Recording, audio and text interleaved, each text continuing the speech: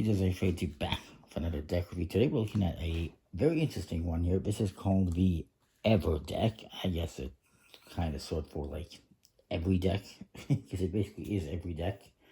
You'll see what I mean. It's designed by Wilhelm Sue. It's a universal deck system and a versatile card game system, which includes allows you to play traditional and modern card games. Whether you're looking for, whether it's something that uses a standard 52 card poker deck or two 52 card poker decks. You can also use it as a tarot deck, as a Hanafuda deck, and so much more. It's also a universal prototyping deck, so a universal proxy deck and a designer prototyping tool. So you can use it if you're a card game designer, board game designer. You can use this to prototype your ideas, to look at them, to plan them out. It can be used for pretty much any card game, trick taking, set collection, drafting, you name it, word games, sequencing games, and so forth. It's 120 cards. It can also be used for, like I said, as standard decks, a tarot deck, a Hanafuda deck, which is a 48 card deck. Could be used theoretically for like 32 card decks for like Scopa type games. Can be used for modern colors and numbers games, where you can have up to 12 suits or 25 ranks. Games like Lost Cities and Colorado Arboretum. Games that have unequal or multiple copies of varying ranks. Games like Money or Hanabi and others. Sequential decks, using games like The Mind or I think there was another one I had listed here somewhere. The Mind and whatever. It can also be used for memory games and other paired image type games. It can be used for social games and word games, and also for pyramidal decks, like in pairs, where you have 1, 1, 2, 2, 3, 3s, or 4s, etc., etc. And it can be used for sequential deck type games, like I mentioned, like The Mind and others. The Mind, the Game, etc., etc. This features layers of mathematical and linguistic patterns. Your suits include the traditional ones of spades and clubs in black, hearts and diamonds in red. And you get additional suits here. You get stars and moons in blue, and then crowns and coins in yellow. Each suit kind of represents something as well. I should point out, you can also use this as a 4-color deck with no suits. Just red, blue, black, and green, like Uno. Sorry, blue, yellow, red, black.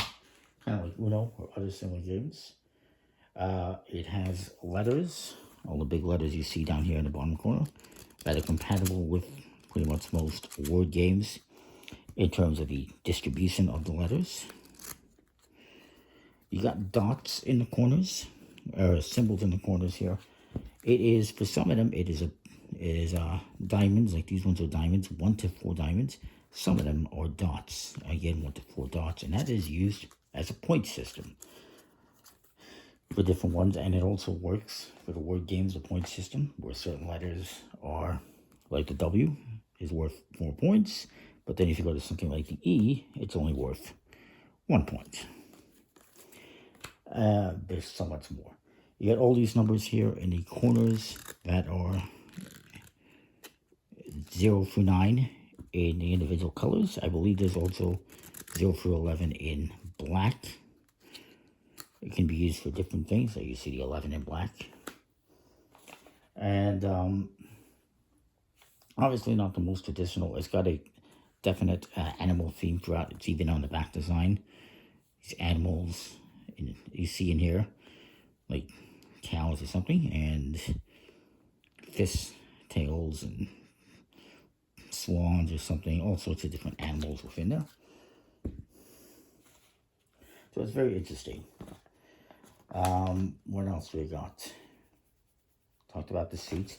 There's 15 ranks in each suit. They are 0 through 9 and 5 face cards.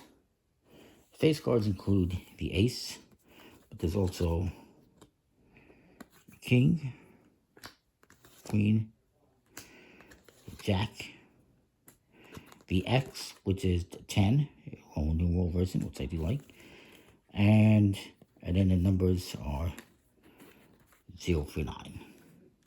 And yes, there's a 1, so different rankings and numbers, but you can remove certain ones to make a standard poker deck. Just remove the zeros and the ones and whatnot. If you're going to do a tarot deck, I can tell you how to set up for a tarot deck.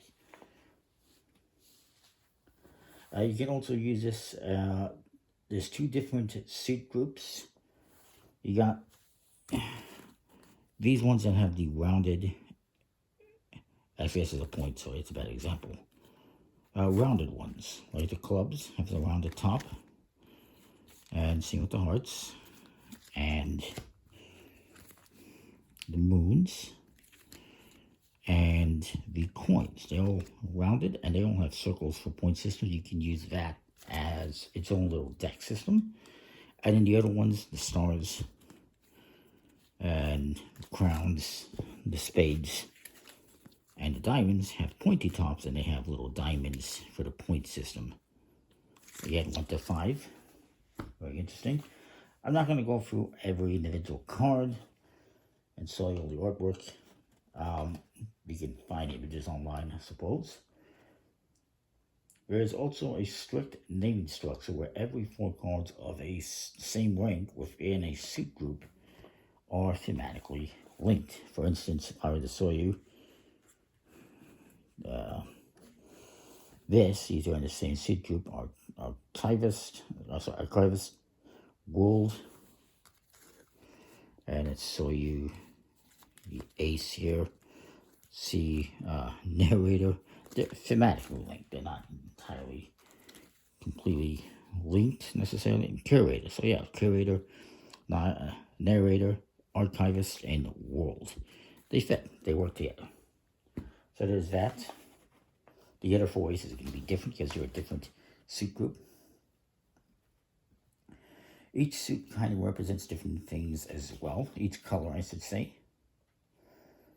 For instance, the 30 black cards represent the 30 archetypes, 22 representing the major arcana, and 8 are just completely unique to the deck.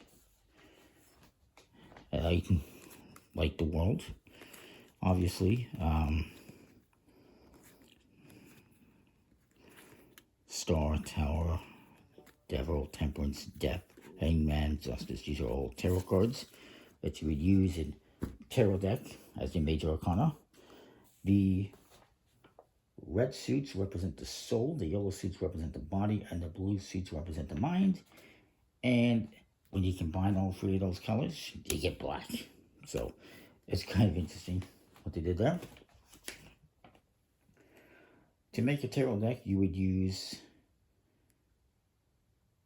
any blue and red suits, basically all the cards, ace, jack, queen, king, the X, and also the numbered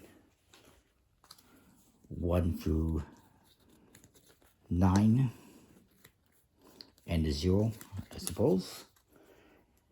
And you would use, I believe, the X as the page. And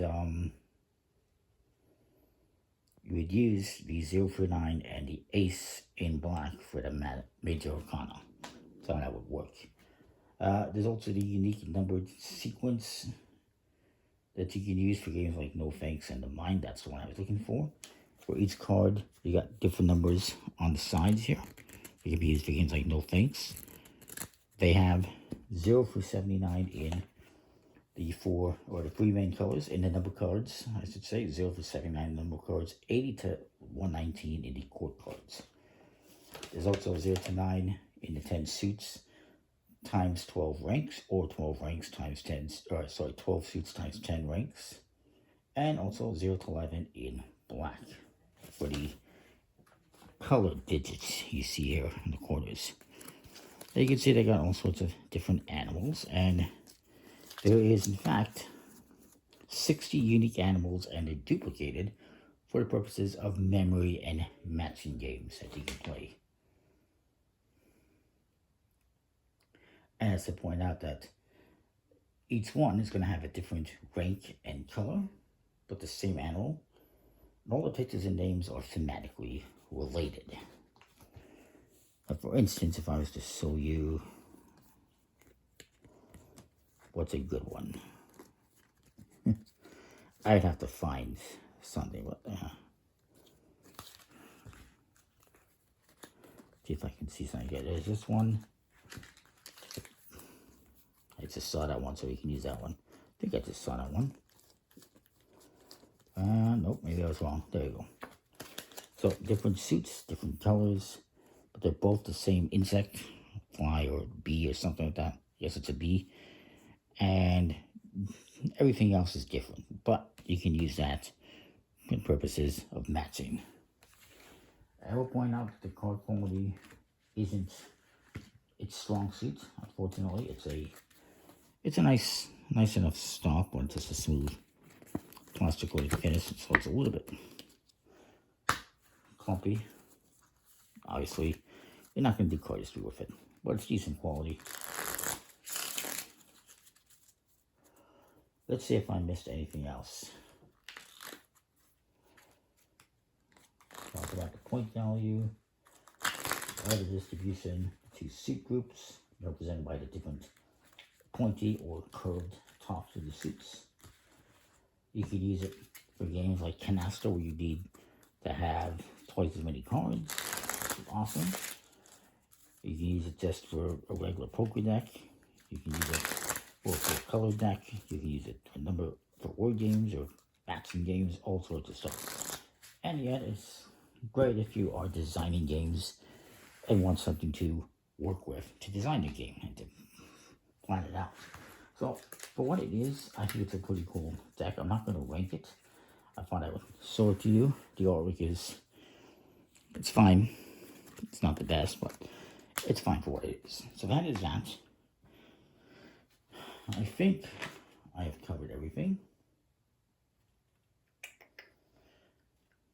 And yeah, I think I've covered everything. With that, comment, like, subscribe, let me know what you think. We'll see you next time. Thanks for watching.